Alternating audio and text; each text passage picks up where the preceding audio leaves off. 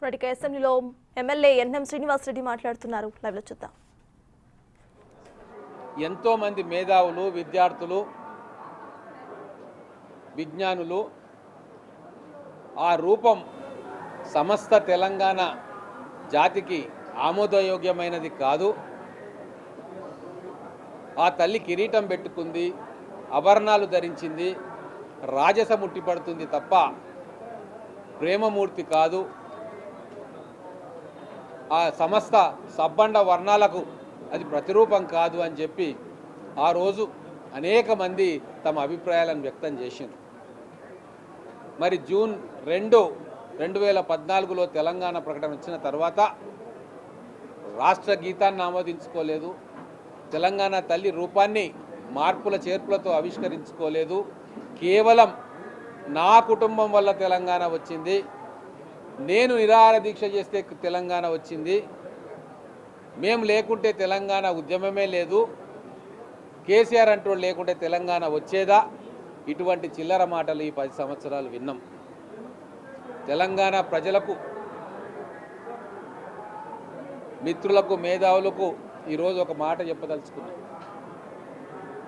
సింహం రాయడం నేర్చుకోకపోతే వేటగాళ్ళది తోడేళ్ళదే చరిత్ర అవుతుంది. ఈ 10 సంవత్సరాలు తెలంగాణ గురించి ఎవరు ఏం మాట్లాడినా తోడేళ్ళది వేటగాళ్ళదే చరిత్ర అయ్యింది. దాన్ని మార్చుకోవాల్సిన అవసరం ఈరోజు తెలంగాణ సమాజం నుంచి వచ్చింది, తెలంగాణ మేధావుల నుంచి వచ్చింది. అందుకే ఆ రోజు ఏ రూపమైతే కావాలనుకున్నామో ఆ రోజు మొత్తం ఉద్యమకారులు, విద్యార్థి లోకము, మహిళా లోకము, పాత్రికేయ మిత్రులు ఏ రూపమైతే తెలంగాణ తల్లికి కావాలి, ఆపాదించాలనుకుంటున్నామో దానికి ఇంచుమించు దగ్గరగా ఈరోజు మారిన పరిస్థితులకు అనుకూలంగా అందరితో చర్చించి ఒక తల్లి రూపాన్ని,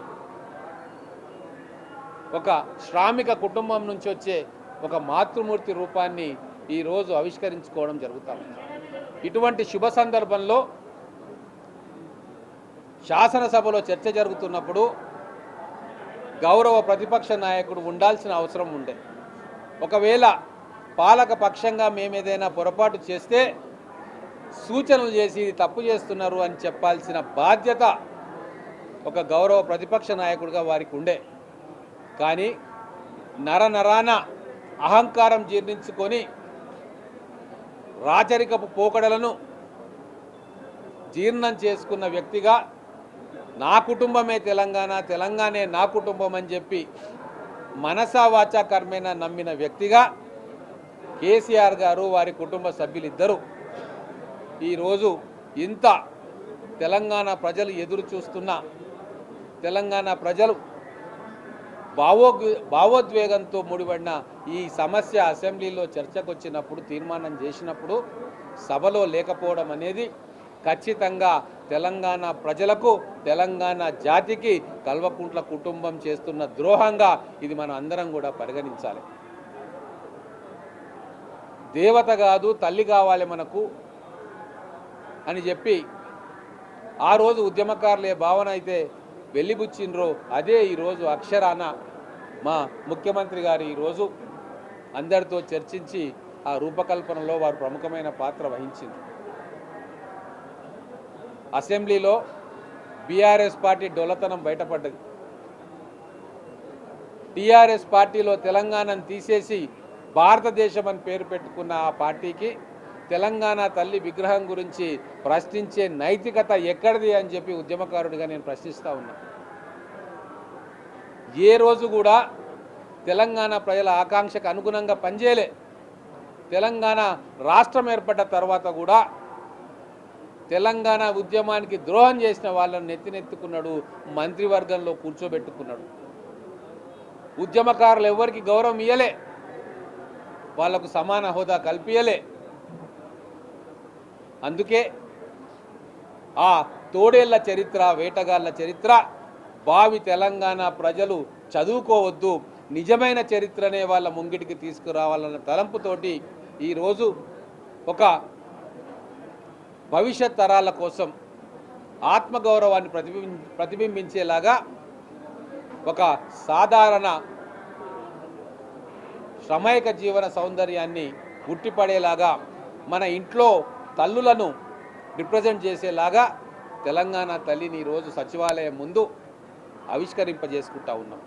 అసెంబ్లీకి అయితే రాలేదు, కనీసం ఈరోజు సచివాలయం ఆవరణలో జరిగే విగ్రహావిష్కరణ సభ కన్నా వచ్చి తెలంగాణ పట్ల మీకు రవ్వంతైన చిత్తశుద్ధి ఉంది అని చెప్పి నిరూపించుకోవాల్సిన బాధ్యత కల్వకుంట్ల కేసీఆర్కు, కల్వకుంట్ల కేటీఆర్కు, కల్వకుంట్ల కవితకు, తన్నీర్ హరీష్ రావుకు, ఇంకా ఆ కుటుంబంలో తెలంగాణ పేరు చెప్పి పదవులు అనుభవించిన ప్రతి ఒక్కరికి కూడా ఉంది అని చెప్పి మీ ద్వారా ప్రజలకు తెలియజేస్తా ఉన్నాం.